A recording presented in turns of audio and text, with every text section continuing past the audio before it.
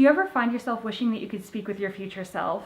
Or do you ever wish that you could go back in time and see what was going through your head at a certain period?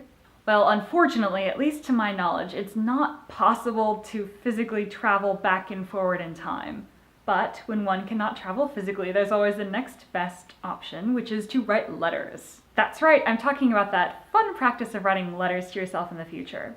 Having a regular dialogue with yourself from the past is a really interesting experience, so I recommend giving this a try. So first things first, you have to pick a date and you have to write your letter. The date could be 25 years in the future, or it could be 2 months in the future. Now the subject of your letter is really going to vary depending on which future self you're writing to.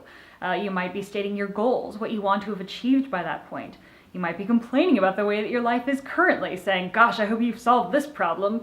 Or you might be just describing what your life is like at the time because you don't want to forget it. Once you've finished your letter, you sign your name, of course, but you also put the date so that you know which past self is writing to you once you open that letter in the future. Next, you save that Google Doc with the title of the date at which you want that letter to be opened. So I title mine things like, do not open until April 12th, 2017. Once you've done that, you go over to Google Calendar and you create an event for the date at which you want that letter to be opened. Once you've created that event, you attach that document that you just wrote to that calendar event. It's super easy to do it. Don't forget to add a little email reminder so that when that day rolls around, even if you don't have, you're really busy, you're not looking at your calendar, you'll get a little reminder in your inbox saying, open this letter to yourself from the past. It's so much fun getting those. So anyhow, I think this is a really fun exercise. You can learn a lot about yourself in the past, you get some really great perspective.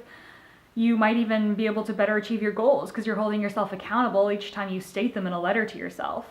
And it's just a super fun exercise. Plus, with Google Docs and attaching these things to events, things aren't going to get lost in the shuffle, which is something that I used to struggle with a lot when I wrote these things on pieces of paper and hid them away somewhere. So if you're a fan of time travel, you should totally give this a try because it's really fun. I mean, why not talk to yourself from the past and talk to yourself in the future? It makes you think. And thinking is fun. So have fun writing those letters!